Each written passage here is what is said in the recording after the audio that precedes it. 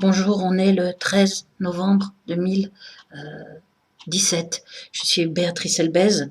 Je voulais faire la quatrième vidéo de ma narration chronologique, mais je suis trop fatiguée aujourd'hui. Je la ferai demain, je pense. Regardez mon blog en tapant Béatrice Elbez sur le moteur de recherche Google. Il est fait tout document preuve, tout document liste de noms et résumé chronologique sur la terrible persécution que je subis depuis 2002 pour avoir parlé de lobby juif publié dans Jeune Afrique l'intelligent, moi-même issu de la communauté juive.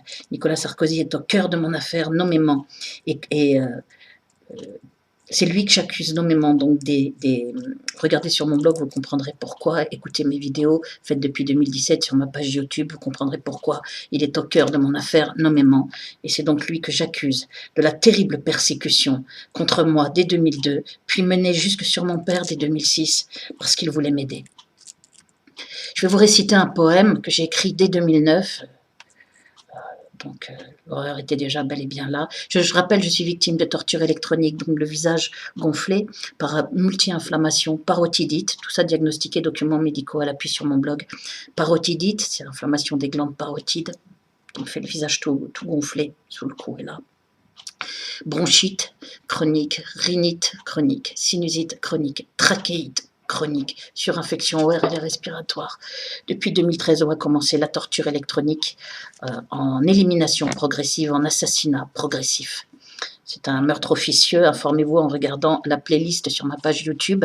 Il y a une playlist consacrée à la torture, j'ai 4 playlists, mais celle-ci est consacrée à la torture électronique pour vous informer. C'est un meurtre étatique d'une barbarie inouïe où on est brûlé vif, cuit vivant, par micro-ondes ciblées à distance.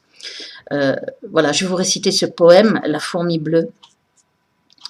Et il y a une playlist sur mon affaire, une playlist sur des vidéos plus politiques que j'ai faites pour parler de mes opinions politiques, et une vidéo sur la torture électronique, plusieurs vidéos, et une vidéo où je récite, depuis quelque temps j'ai commencé là, parce que je fais des vidéos que depuis 2017, où je récite mes poèmes, parce que j'ai pas trouvé d'éditeur, plutôt j'en avais trouvé 2, mais ils avaient peur des représailles, c'est eux qui m'avaient joint, ils voulaient me publier, mais ils ont eu peur des représailles. Donc ils m'ont rappelé pour me le dire quelques semaines après. Donc je pense qu'entre-temps, il y a eu des pressions pour qu'on ne médite pas. Il y a 77 de mes poèmes, 78 publiés à droite de mon blog. Vous regardez dans les rubriques, vous verrez mes poèmes protégés à la SGDL. Alors celui-ci s'appelle La fourmi bleue. Il a été écrit en 2009. Et comme je vois, je n'ai pas fait exprès, mais la nuit tombe.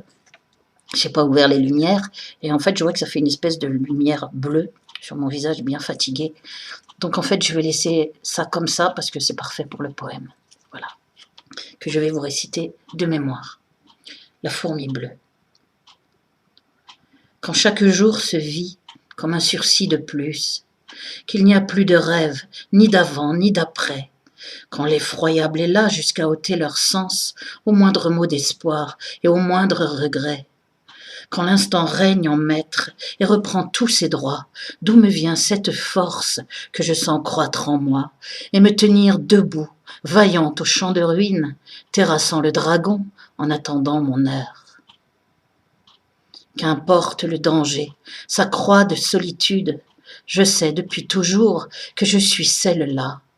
Je suis la fourmi bleue, celle qui part au combat, et qui voit se lever toute la laideur du monde.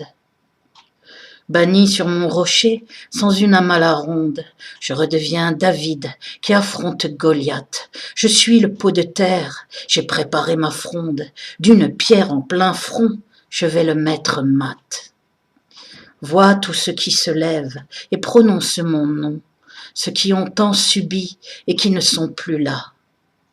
Ma solitude est pleine, ils sont mes compagnons, ce sont eux qui me tiennent et dirigent mon bras. Au bal des masques hideux, dans un décor trompeur, je vois le mal en face, mais au diable la peur.